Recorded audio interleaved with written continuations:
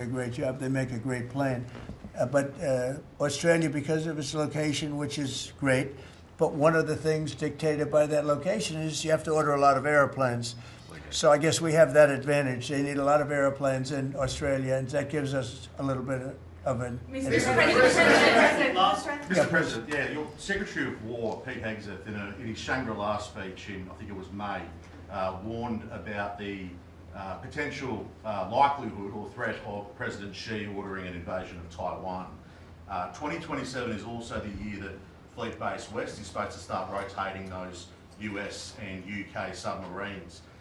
Do you see AUKUS as a deterrent for China in the Indo-Pacific? Yeah, I do. I think it is, but I don't think we're going to need it. I think we'll be just fine with China. China doesn't want to do that. First of all, the United States is the strongest military power in the world by far. It's not even close. Not even close. We have the best equipment. We have the best of everything, and nobody's going to mess with that. And I don't see that at all with President Xi. I think we're going to get along very well as it pertains to Taiwan and others. Now, that doesn't mean it's not the apple of his eye, because probably it is. But I don't see anything happening. We have a very good trade relationship. We're going to have a very good, I think when we leave South Korea, it could be wrong, but I think we'll end up with a very strong trade deal. Both of us will be happy. I don't see that happening, no. Mr. President, given the trade surplus that the US enjoys with Australia, would you consider lifting the tariffs that you've imposed on Australia? And can you give us any details about the critical... Yeah, well, the tariffs have been amazing because, you know, tariffs have been... really a reason that I was able to settle almost all of the, you know, I've settled 8 wars in 8 months. Not bad. I have one more to go. It's Russia, Ukraine, and I think we'll get there, but it's turned out to be nasty because you have 2 leaders that truly hate each other, you know. You can't have it all, right? They hate each other beyond all else, and it makes it actually a little bit difficult. But we try, of the 8 deals, I would say because of tariffs, 4 or 5 of them were settled.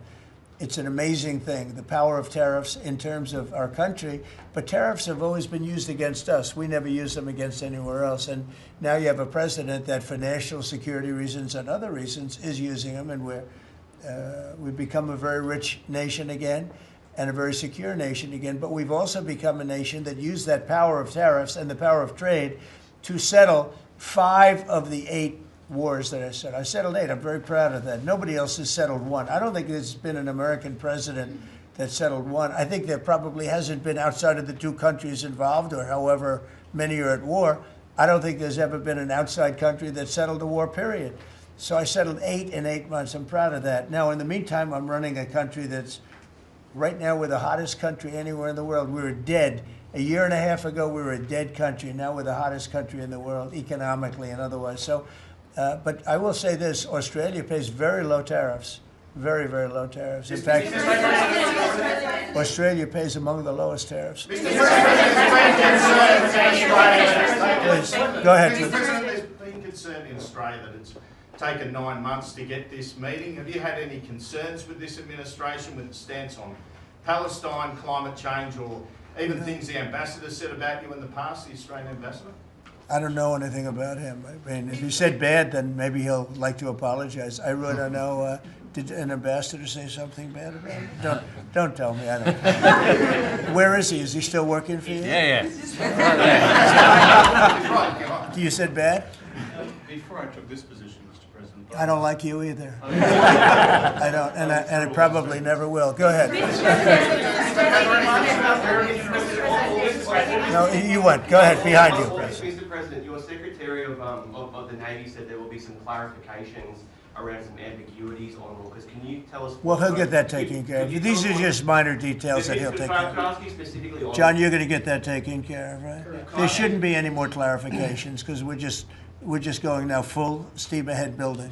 Yeah, please. Thank you. Mr. President, are you now satisfied with Australia's defence investment, or do you want Australia to invest more in defence? Well, I'd always like more, but they have to do what they have to do. You know, you can only do so much. I think they've been great. They're building magnificent holding pads for the submarines. It's going to be expensive, too. You know, you wouldn't believe the level of complexity, right, and how expensive it is. They're building tremendous docking because they have a lot of ships and a lot of things happening.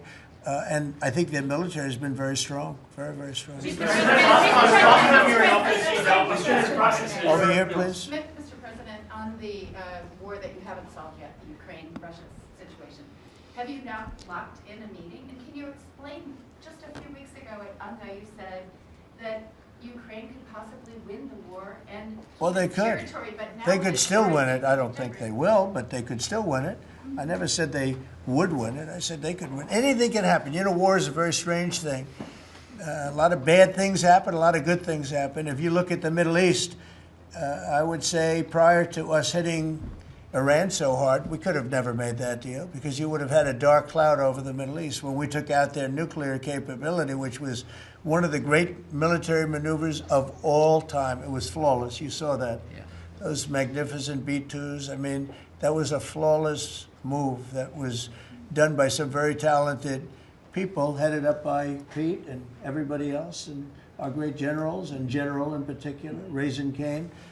We did a great job. And when that happened, everything was different, and we were able to get a deal. If we didn't do that, if it wasn't, you know, they wanted to do that for 22 years, Mr. Prime Minister. For 22 years, I had the pilots here, the B-2 pilots, and they came to the Oval Office, and I thought they deserved it. They flew 37 hours back and forth. We had 52 tankers up there. We had a lot of planes up there with them, but they were the primary plane. But we had a lot of planes, F-22s and F-35s and F-6. We had a lot of planes. But we had 52 tankers. Can you believe that? And it was just like a flawless mission. And when it was finished, the Middle East just opened up. Amazing. And they've wanted to do it for 22 years. The pilots came up to me. They said, you know, for 22 years we practiced this maneuver. 3 times a year for 22 years, our predecessors and us. These are now young pilots, you know, but they're older now. Predecessors practiced it. And they said, we never had a president that would let us do it, but I let him do it, and it totally opened up the Middle East. It took the cloud over the, you know, we had a dark cloud over the Middle East, and now it's all, I mean, we have a little situation relatively with Hamas, and that will be taken care of very quickly if they don't straighten it out themselves, because they're in violation of their agreement.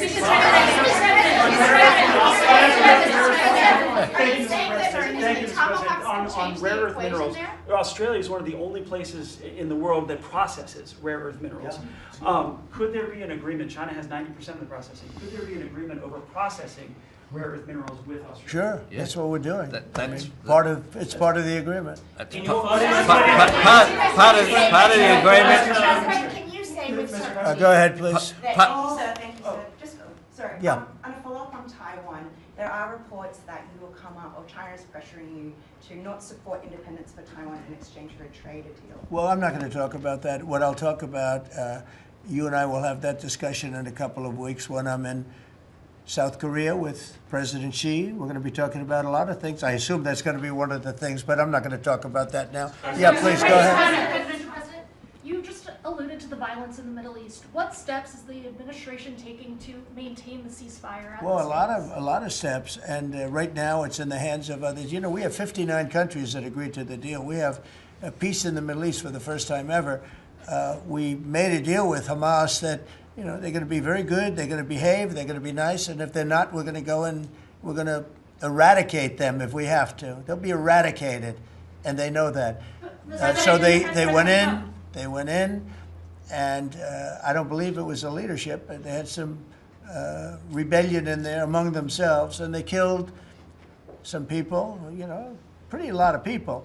But this is a violent group. You know, you probably noticed over the last 100 years, this is a very violent group of people.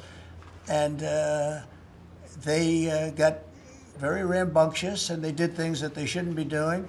And if they keep doing it, then we're going to go in and straighten it out, and it'll happen very quickly and pretty violently, unfortunately. Go ahead. Yeah, just following up on that question, when you say we are going to eradicate Hamas, Yeah. who is we? Does that include American boots on the ground? No, it won't be on the ground at all. We don't need to, because we have many countries, as you know, signed on to this deal. The way I view it, 59 countries, and unanimous. There's never been, nobody ever believed it was right. Countries that 4 months ago didn't like each other, and now they're all aligned together. I mean, we've had countries calling me when they saw some of the killing with Hamas, saying we'd love to go in and take care of the situation ourselves.